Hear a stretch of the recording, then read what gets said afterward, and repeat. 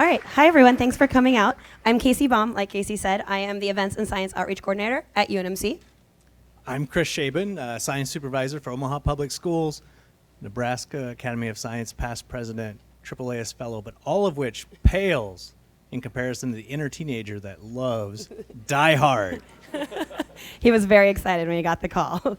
But before we even start, we want to say thank you to Kishore and Jeffrey. If you were here last year, we thank them as well. Kishore used to run the Bay Area Science Festival out in San Francisco. He has worked for Adam Savage at Tested.com, and he's even worked for Lucasfilm. He has not done anything with Baby Yoda. I know that's a big thing right now. That's not him. And then Jeffrey is an astrophysicist, and now he's at a startup, and he co-started the Big Screen Science series, which is what these are based on. Oh, yeah, I think sorry. you're clicking. Sorry, my click. So before we even start, for some reason, you get a lot of controversy whether or not Die Hard is a Christmas film. So we're going to solve that mystery here. It is a Christmas movie. Everyone who says it is not is wrong. And in fact, in 2017, CNN reporter Jake Tapper used his investigative journalistic skills, aka Twitter, and directly asked one of the Die Hard screenwriters if it was. He tweeted, "I'm sure you've weighed in on this before, but I've never heard you or Jeb Stewart offer your take on whether Die Hard is a Christmas movie." And Steven wrote back, "Yes, because the studio rejected the Purim draft. Die Hard is a Christmas movie." With that settled, we have one thing to say before we really get into it. Yippee-ki-yay, motherfucker. Yippee-ki-yay, motherfucker. Yippee-ki-yay, motherfucker. Stay with How about yippee-ki-yay, motherfucker? The shit we do for our kids. Yippee-ki-yay, motherfucker. How could that be confused with anything less than a Christmas movie? So in case it's been a while since you've seen this movie, or if you've never seen it, we're going to kind of quickly run through the supporting cast as a refresher for you. So we're going to start with your 80s leading lady who has a perm. Check. Oh, yes. But the next person up is the big German guy. Oh, no. No, he's not. No. No. Oh, sleazy 80s cokehead. Forgot about that guy. He's kind of blends in. Now we have Angry Fabio. Yes, that's true. And the dorky but big German guy. Then we have the poor man's Huey Lewis. And of course, every screening needs a hacker, right? But let's go 1988 on this and bring in some color. And then, because we've made progress by making our hacker a person of color, we're going to go in the opposite direction for our last supporting character and go pretty racist and stereotypical with your 80s Asian guy. So those are your supporters, so remember them. All right, so this whole thing is predicated on $640 million of bearer bonds. What the hell are those? Well, let me tell you. They're a special class of unregistered, untraceable bonds. They're issued at a much higher denomination than cash. So the ones that Nakatomo has were issued in 1979, which is 9 years before the movie even came out, and they are valued for about $100,000 each. So purely from inflation, they would be worth like over $2.1 billion today. That's math. That is science. So now, because they're unregistered, they're redeemable solely based on possession, which is wild. So like cash, if it is in your hands, you possess it according to a banker. So that's how they do this. So that's why in the 80s, you heard a lot about bearer bonds. And that's why they were so hot and shady with organized crime, tax evaders, and they were the 80s equivalent of crypto. Wow, so much. I'm completely lost in my place here, but He has a lot of math he has to do. right. And so, but this one's not math. This was, well, it actually is math, right? Yeah. No. So Hans is known for saying, "I'll be sitting on a beach earning 20%." Mm-hmm. I love that. I'm still working towards that. But to do the math on that, I don't know. You're talking 1980s inflation, right? And so inflation was high. They also had I was very little in the 80s, so I'm going to take your word for it. They also had thank you, not to age me. They also had a nice interest rate. But even those two things put together, maybe 7%, you still might get close to 20%, but it would be really hard to do that. But these guys had a plan, and they were going forward, so. So speaking of math, before we really get into it, I want you guys to check out this scene. Do you remember it? If not, spoiler.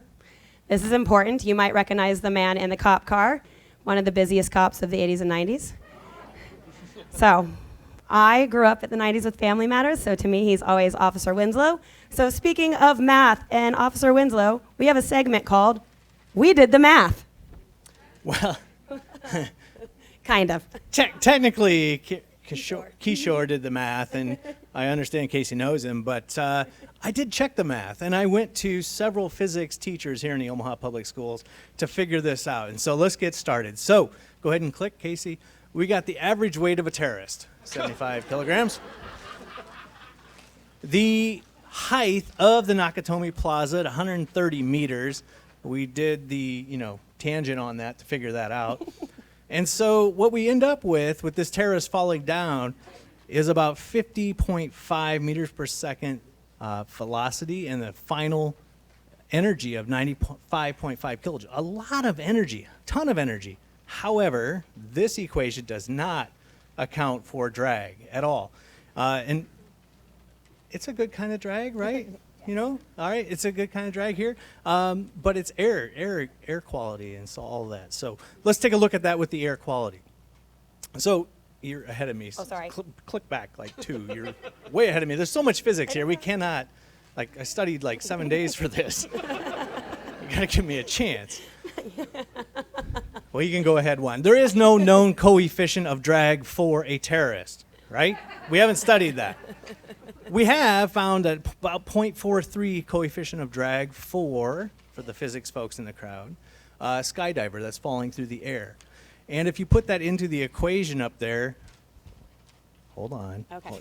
See, Sorry. you asked a science guy to come and you asked him not to bring his pointer. Right up here, this is where we're working. All right, so the coefficient of drag for the terrorist, otherwise AKA skydiver, is about 0.43. The air, it's LAX, right? Around LAX, around LA. It's about 1. It's about sea level. So, 0.43 times that, divided by 2, and now you can click. Here's the real velocity on impact and the real energy, 50 kilojoules. It's still a hell of a lot. For you non-physics folks, it's a hell of a lot of energy. And so we don't know exactly what's going to happen to that car, except we kind of do. Okay. We have some evidence. Yes. So the next slide is fairly graphic, and in all seriousness, this is a funny presentation for sure, but it might trigger some people, so I'm just going to say warning before we get there. It's evidence. Yeah, it is evidence. It's just, yeah. So this picture and that picture, this is Evelyn McHale, who in 1947 jumped off the Empire State Building. She fell 86 stories and landed on a limo. Yes, that is a limo. And then because the car deformed, it limited the damage externally to her body, and that's why she looks quite, peaceful almost in that photo. So it's reasonable that the dead German terrorist wouldn't have gone splat. It's a scientific term, splat, even with the extreme energy and impact. Moreover, it's reasonable that Officer Winslow's car would have still been drivable after the impact. Science. So, next bit of science. You can watch this while we talk. Moving on, we have a very solid action-y explosion scene. Again, action-y is definitely a science word. But right before this, to make the explosion, John McClane shoves some C4 plastic explosive into an old computer monitor, straps it to like a chair, and hucks it down the shaft. So, Chris, tell the science behind that. Well, I don't know about you, but my office chair doesn't roll that well. But you'll see that in a moment. Hucks. Right, he hucked it down there. And so C4 is actually very stable.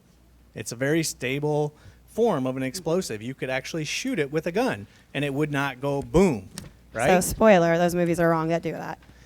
However, we saw John McClane shove a bunch of blasting caps into the C4, so maybe upon maybe, that blasting cap went off, And then when it went down into the elevator shaft and hit the elevator below, it came back up and triggered the C4, and quite possibly it would have looked pretty realistic to what we saw in the movie. Yeah, and many scientists have done simulations of flame and explosion confined in various spaces, like the one you're seeing up here that's zooming around. That one was actually from, I have to read my notes because I know I'm going to butcher this name, Professor Alexei Poludenko from Texas A&M University. And some physical astrophysicists that Jeffrey worked with actually did study something very similar, but instead of looking at seafloor explosions, they looked at stars undergoing thermonuclear explosions.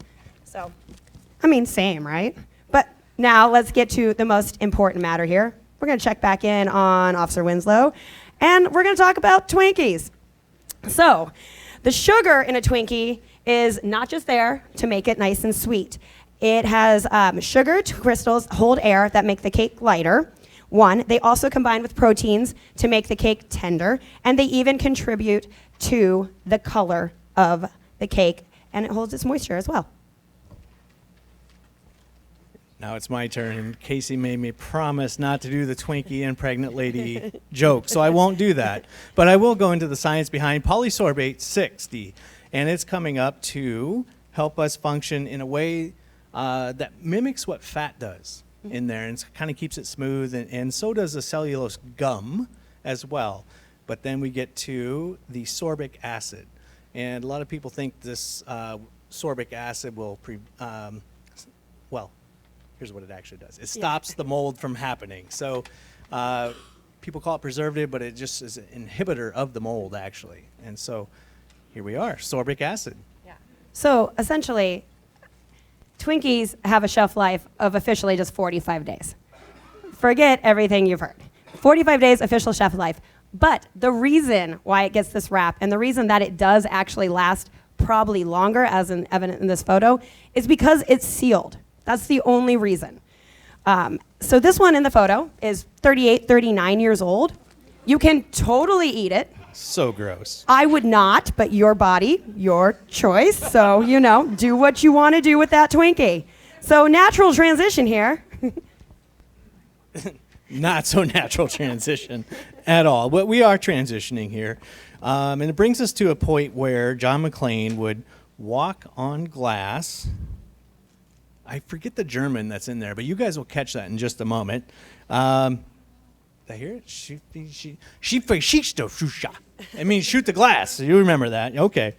So we have Kacie here today, and she is going to tackle this scene here to go ahead and walk on glass. Now, we spared you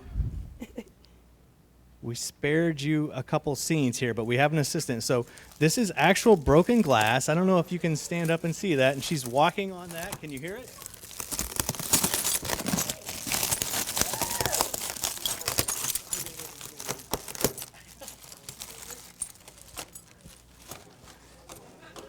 So while she's walking on that glass, or now that she's done walking on that glass, I'm going to explain why she's not bleeding out right now. Good job, Kacie. Give her a round.